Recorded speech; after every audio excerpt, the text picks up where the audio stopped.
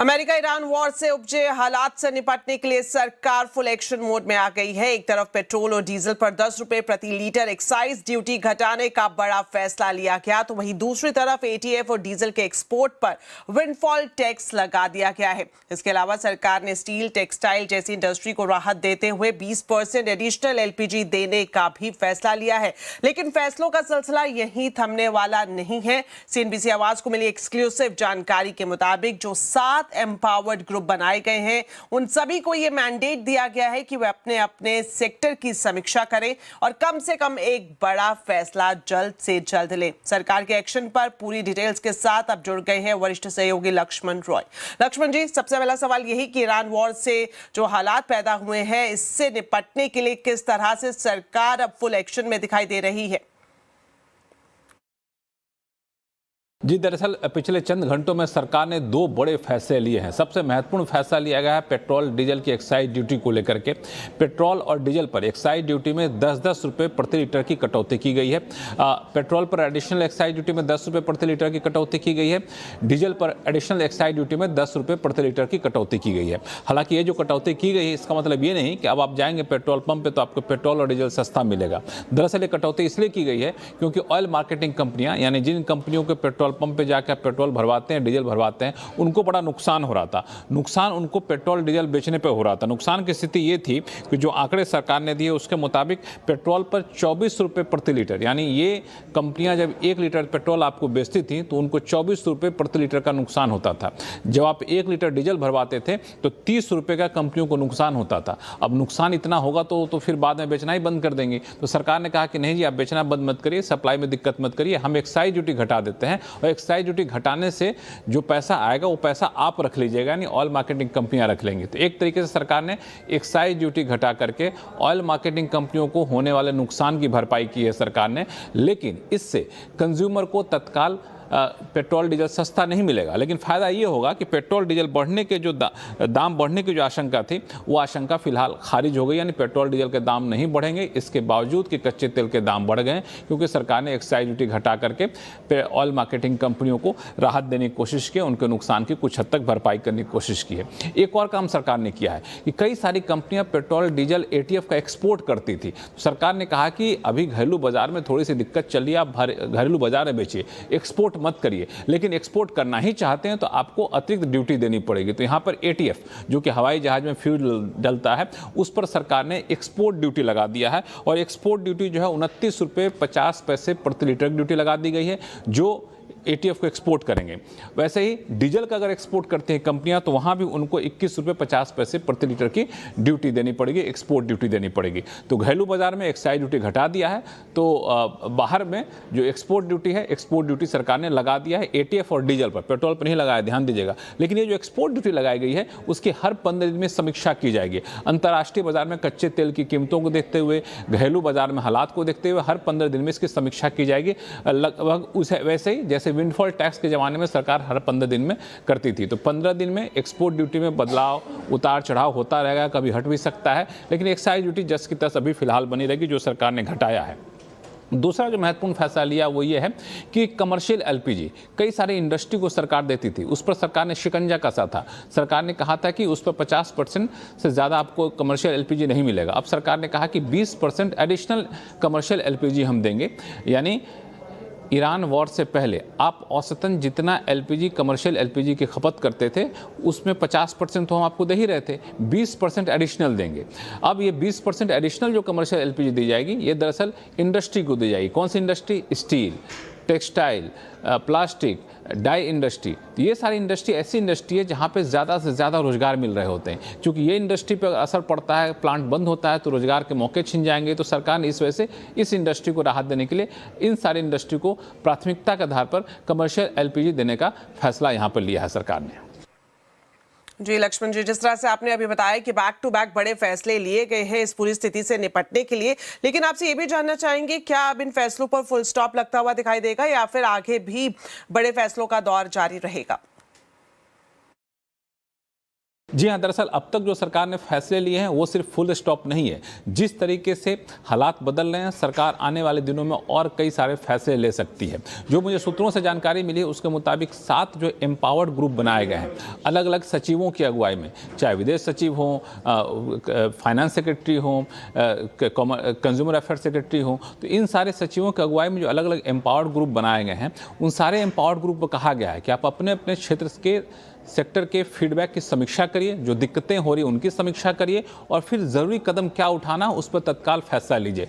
एक तरीके से कहें तो हर एम्पावर्ड ग्रुप को ये टारगेट दिया गया है कि कम से कम एक बड़ा फैसला आप ज़रूर लें और ताकि आम लोगों को तत्काल राहत मिल सके। रोजाना के बैठकें चल रही हैं एम्पावर्ड ग्रुप की और ऐसे ऐसे पॉकेट की पहचान की जा रही है जहाँ पर फैसले लिए जा सकते हैं। उन प्रस्तावों को तैयार किया जा रहा है और बता दूँ जो सूत्र बता रहे हैं उसके मुताबिक टैरिफ के मोर्चे पर भी, टैक्स के मोर्चे पर भी और भी कदम उठाए जा सकते हैं। वैसे ही नॉन टैरिफ यानी नॉन टैक्स के मोर्चे पर भी और कदम उठाए जा सकते हैं। तो जैसे जैसे हालात बदलते रहेंगे आने वाले दिनों में ये फैसलों का सिलसिला जारी रहेगा और इस बीच प्रधानमंत्री खुद सभी राज्यों के मुख्यमंत्रियों के साथ वीडियो कॉन्फ्रेंसिंग के जरिए बैठक कर रहे हैं जहां पे हालात का जायजा लिया जाएगा और साथ ही साथ राज्य सरकारों को हिदायत दी जाएगी कि कालाबाजारी जैसे चीज़ों पर सख्ती से रोक लगाएं, अफवाहों पर सख्ती से रोक लगाएं और राज्य सरकारों को क्या कदम उठाना है इस तरफ कदम उठाएं।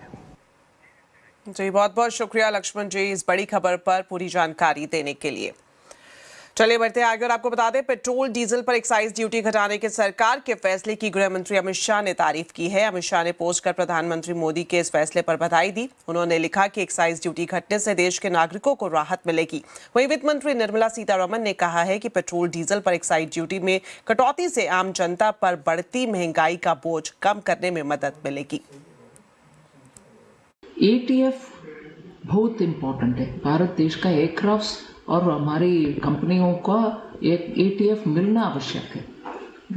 उसके कारण भारत में बहुत सारी रिफाइनरीज हैं जो विदेश से माल खरीद करके इधर उसको रिफाइन करके विदेश को एक्सपोर्ट भी करते हैं, हमें भी देते हैं। मगर वो एक्सपोर्ट के ऊपर हमने अभी ज़्यादा रेट बढ़ाया, एक्साइज ड्यूटी बढ़ाया, जिससे वो एक्सपोर्ट ना करते हुए भारत में ही उनको सेल करेंगे, जिससे भारत में अवेलेबिलिटी का भरपूर अवेलेबिलिटी रहेंगे, लोगों को कमी महसूस नहीं होने देंगे।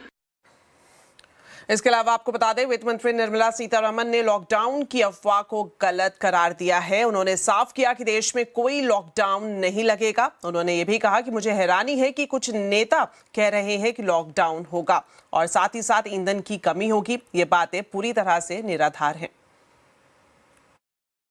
I am surprised that some leaders are saying things like there will be a lockdown and there will be, shortages of LPG, shortages of diesel and so on.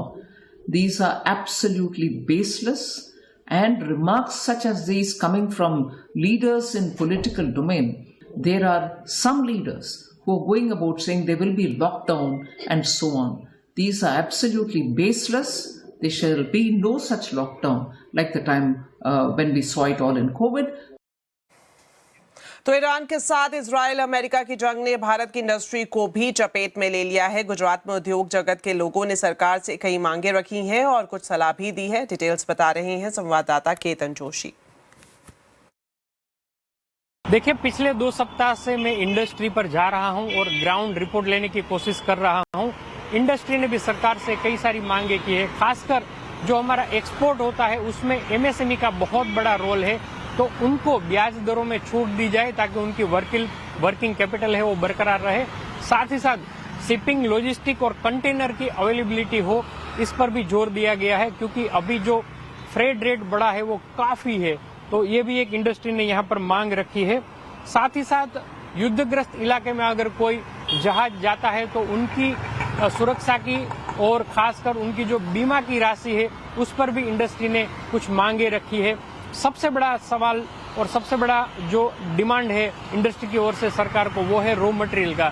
Raw material अभी उपलब्ध नहीं है, दाम बढ़े हैं, तो इस मोर्चे पर भी कुछ करने की सरकार को यहाँ अपील की गई है। तो सरकार ने भी सामने इंडस्ट्री को नसीहत दी है कि आप फ्यूल की जगह, क्योंकि फ्यूल का संकट है तो फ्यूल की जगह इलेक्ट्रिसिटी का इस्तेमाल करें। रॉ मटेरियल में अगर आपको कुछ अवेलेबिलिटी नहीं है तो रिसाइकलिंग यूज कीजिए ताकि उसमें भी थोड़ा बैलेंस बना रहे। साथ ही साथ जो एमएसएमई की मांग है उसके ऊपर भी सरकार सोच रही है। जो कमर्शियल यूसेज है सिलेंडर का, उसका कोटा भी 20% बढ़ा दिया है। तो एक तरह से हम कह सकते हैं कि इंडस्ट्री की बहुत सारी मुश्किलें हैं, लेकिन सरकार भी कोशिश कर रही है कि जल्द से जल्द इस समस्या का समाधान हो। जी। तो सीज फायर पर बातचीत के बीच ईरान और अमेरिका का युद्ध फंस गया है। सीज फायर और शांति की बातों में ना तो बम से हमले रुके हैं और ना ही मिसाइलों का प्रहार। समंदर में अलग से सनसनी मची हुई है। डोनाल्ड ट्रंप मिलिट्री ऑर्डर पर ऑर्डर दे रहे हैं। पता नहीं लग पा रहा कि जंग का भविष्य आखिर क्या होने वाला है। समझौते की बातों के बीच ट्रंप ने अब ईरान को 10 दिन का वक्त दिया है। इन 10 दिनों में अमेरिका ईरान के पावर स्टेशनों पर कोई हमला नहीं करेगा। सीज फायर को लेकर अमेरिका और ईरान के बीच क्या चल रहा है, पूरी डिटेल अब बता रही हैं संवाददाता अरुणिमा। ईरान और अमेरिका इजराइल युद्ध में एक और नया पड़ाव, 10 दिन का सीज फायर, ऐसा डोनाल्ड ट्रंप जो अमेरिकी प्रेसिडेंट है वो घोषित कर रहे हैं। वो कह रहे हैं कि 10 दिनों तक ईरान के जो पावर इंफ्रास्ट्रक्चर है उन पर हमला नहीं किया जाएगा। डोनाल्ड ट्रंप ने कहा कि अभी तक की जो बातचीत हो रही है उसके हिसाब से ऐसा लग रहा है कि नेगोशिएशंस सही जा रही हैं, और क्योंकि नेगोशिएशंस को वो एक मौका देना चाहते हैं इसीलिए ऐसा कह रहे हैं कि 10 दिनों तक पावर इंफ्रास्ट्रक्चर पर हमला वो नहीं करेंगे। उनके हिसाब से ये ईरान के अभी की जो लीडरशिप है उनको एक और मौका है कि वो सिचुएशन को नॉर्मलाइज करें, स्ट्रेट ऑफ हॉर्मुज को खोलें।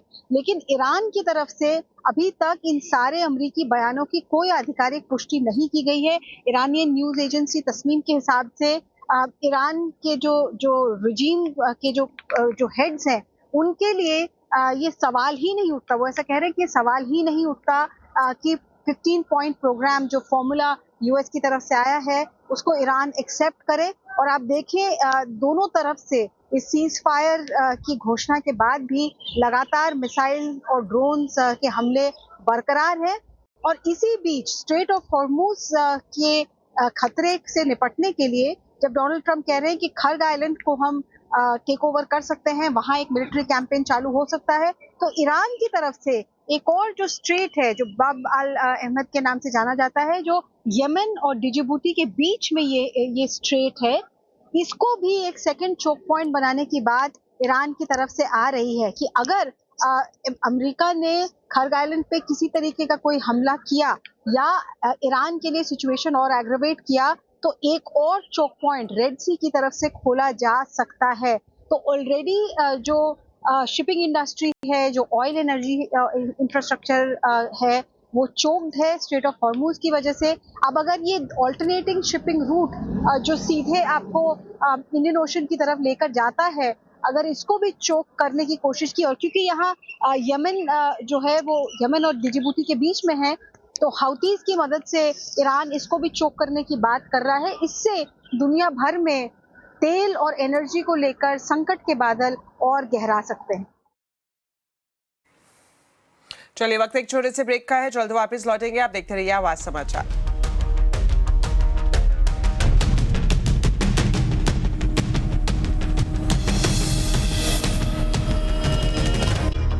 बात करेंगे रुपए की, जो डॉलर के मुकाबले लगातार नीचे गिरता हुआ दिखाई दे रहा है। आज रुपया 95 के करीब पहुंच गया। रुपए की कमजोरी की वजह से इकोनॉमी की मैथ्स गड़बड़ हो रही है। सरकारी बॉन्ड यील्ड भी 7 बेसिस पॉइंट बढ़कर 6.94% पर पहुंच गया है। और आखिर वजह क्या है, लगातार क्यों गिर रहा है रुपया, बता रही हैं मेरी सहयोगी मनीषा गुप्ता। जी, रिकॉर्ड गिरावट यहाँ पर रुपए में, और एक ही दिन में इतनी भारी गिरावट के बाद हमने नए रिकॉर्ड लोज यहाँ पर रुपए में बनते हुए देखे हैं। अगर इस करंट क्वार्टर की बात की जाए जनवरी से मार्च तक, तो अब तक रुपए में 5% की गिरावट दर्ज की जा चुकी है। एशियन मार्केट्स में भी गिरावट है, वहाँ पर भी करेंसीज गिरी हैं, लेकिन इतने शार्प डिक्लाइंस शायद ही कहीं हमें देखने को मिले होंगे। कच्चे तेल में जिस तरह की बढ़त है, बाजार को लगता है कि उससे इन्फ्लेशन बढ़ेगी, इंटरेस्ट रेट साइकिल यहाँ पर चेंज होने की आशंका है, उन सब का इम्पैक्ट हमने यहाँ यहाँ पर रुपए में आता हुआ देखा है। साथ ही साथ जिस तरह का FII आउटफ्लो है, इक्विटी मार्केट्स में एक शार्प गिरावट है, उसका भी असर यहाँ पर रुपए पे बना है। अगर हम पिछले एक साल यानी कि फाइनेंशियल ईयर 2026 की बात करें तो यहाँ पर रुपए में करीबन 10% तक की गिरावट अब यहाँ पर देखने को मिल चुकी है।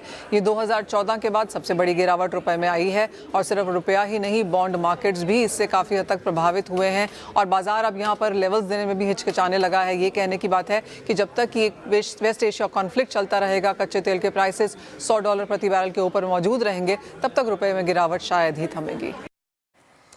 चलिए अब एक नजर डाल लेते हैं शेयर बाजार पर। कच्चे तेल और रुपए में भारी गिरावट की मार से बाजार झुलस रहा है। आज सेंसेक्स निफ्टी 2% से ज्यादा गिरकर बंद हुए हैं। निफ्टी बैंक इंडेक्स 2.5% से ज्यादा फिसलकर बंद हुआ। Mid cap small cap shares में भारी बिकवाली देखने को मिली है। बाजार का पूरा अपडेट बता रही है कंचन नौटियाल। तो हफ्ते का आखिरी कारोबारी दिन फाइनली आज एक ब्रेक मिला है और अगर हम आज का सत्र देखें तो काफी बड़ी गिरावट जो है वो हमें देखने को मिली है। निफ्टी करीबन 22,800 के लेवल पे आके बंद हो गया है। करीब 500 पॉइंट्स की गिरावट यहां पे देखने को मिली है। बैंकिंग में देखिए कितना ज्यादा प्रेशर जो है वो देखा गया है। मिड कैप स्मॉल कैप हर जगह जो प्रेशर है वो काफी ज्यादा गहराता हुआ नजर आया है। यही नहीं बल्कि अगर बाकी के सेक्टर्स की तरफ भी नजर उठा के डाली जाए तो सुबह तक हमने देखा था कि IT में थोड़ा सा हमें ग्रीन मोमेंटम जो है वो देखने को मिला था, लेकिन आखिरी तक आते आते ये भी दबता हुआ दिखाई दिया। ऑटो में काफी बड़ी गिरावट है। PSU, banks, reality, oil and gas तो सबसे ज्यादा डेंट खाते हुए आज के सत्र में दिखाई दिए हैं। स्टॉक स्पेसिफिक अगर एक्शन देखा जाए तो देखिए ONGC सबसे, क्योंकि क्रूड के दाम बढ़ते हैं तो यहाँ पे हमें तेजी देखने को मिलती है। विप्रो, TCS और भारती एयरटेल में आज हमें एक हल्का फुल्की बढ़त देखने को मिली है। लूजिंग पॉकेट में Shriram finance, Tata Motors, Reliance industry और इंडिगो में सबसे ज्यादा जो प्रेशर है वो देखा गया है। इसके अलावा अगर हम बात करें रियलिटी पैक की तो यहाँ पे भी जो गिरावट है काफी ज्यादा हैवियर साइड में देखने को मिली है। और इसके अलावा अगर हम बात करें ऑयल एंड गैस सेक्टर की तो वहां पे भी जो प्रेशर है काफी ज्यादा बाउंड अप होता हुआ दिखाई दिया है, बिकॉज ऑफ जो क्रूड की कीमतें हैं वो काफी ज्यादा बढ़ती हुई नजर आई है। तो ट्रंप ने ईरान से जंग में भले ही आंशिक युद्ध विराम लगा रखा हो, लेकिन हालात नहीं सुधर रहे हैं। क्रूड लगातार ऊपर चढ़ा हुआ है और रुपए में भारी गिरावट है, इसलिए बाजार में बॉटम भी नहीं पता चल रहा। तो आज हम आवाज अड्डा में इसी पर खास चर्चा करेंगे। कितना दर्द बाकी, जरूर देखिए शाम 7:57 पर सिर्फ CNBC आवाज पर। आज रामनवमी के मौके पर अयोध्या के राम मंदिर में रामलला का सूर्य तिलक हुआ। ठीक 12 बजे रामलला का सूर्य तिलक हुआ। प्रधानमंत्री नरेंद्र मोदी भी इस ऐतिहासिक पल के गवाह बने। PM मोदी ने दिल्ली में टीवी पर भगवान रामलला के सूर्य तिलक को देखा। करीब 4 मिनट तक रामलला के ललाट पर सूर्य की रोशनी चमकती रही। इस खास अवसर पर अयोध्या में श्रद्धालुओं की भारी भीड़ भी उमड़ती हुई दिखाई दी। तो युद्ध के माहौल में अपने निवेश और महंगाई को लेकर अगर आप चिंता में हैं तो देखना मत भूलिए निवेश का राशिफल सेलिब्रिटी एस्ट्रोलॉजर चिराग दारूवाला के साथ आज शाम 5:57 पर सिर्फ CNBC आवाज पर। चलिए इसी के साथ फिलहाल इस बुलेटिन में इतना ही। आप खबरों पर अपडेट रहे, CNBC आवाज से जुड़े रहे हमारे सोशल मीडिया हैंडल्स के जरिए। नमस्कार।